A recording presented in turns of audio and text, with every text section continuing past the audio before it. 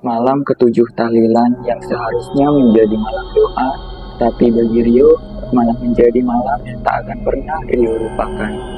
Everyone, hello, welcome to Cika, cerita yang kalian alami. Kali ini kita dapat cerita dari salah satu dari kalian nih. Yuk kita dengerin. Namanya Rio. BTW, semua nama di dalam cerita ini sudah disamarkan berdasarkan permintaan Rio sendiri. Nah, teman kita Rio berasal dari Kota Langsa, Provinsi Aceh, sama seperti kita. Halo Rio. Nah, cerita ini menceritakan tentang Rio dan kakaknya yang tinggal di rumah saudara mereka yang sudah berpulang ke Ramatullah pada bulan lalu. Saudara mereka namanya Wonartin.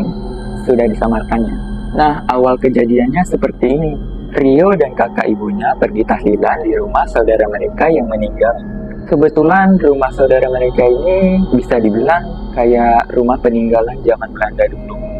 Dan Rio selalu tidak pernah mau untuk menginap di sana. Apalagi bermalam karena Rio takut kondisi rumahnya yang seperti bangunan tua. Tapi mau tidak mau Rio dan kakak ibunya harus bermalam di sana karena memang sedang berduka. Dan tahlilan berjalan lancar dari malam pertama hingga malam kedua.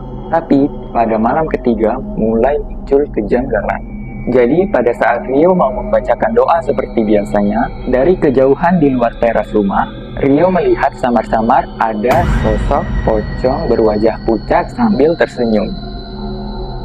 Sosoknya melihat rumah dan orang-orang di sekitar Rio. Tapi Rio nggak mau menceritakan kejadian yang dia alami ke kakak atau orang tuanya. Dia pendem sendiri. Dan setelah kejadian tadi semuanya normal, adem ayem, sampai hari ketujuh. Ini puncaknya.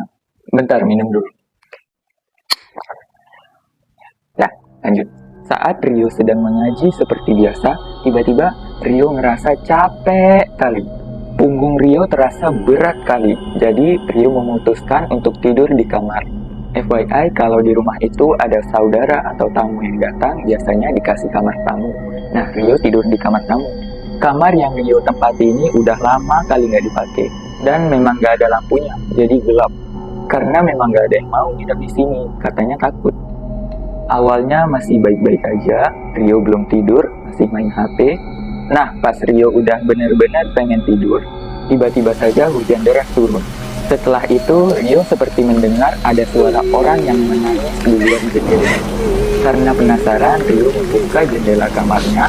By the way, di situ ada pohon kelapa dan pohon pisang yang besar kali. Nah, pas jendelanya dibuka, Rio nggak ada lihat apa-apa sama sekali. Padahal tadi jelas Rio dengar ada suara orang nangis di luar jendela kamar.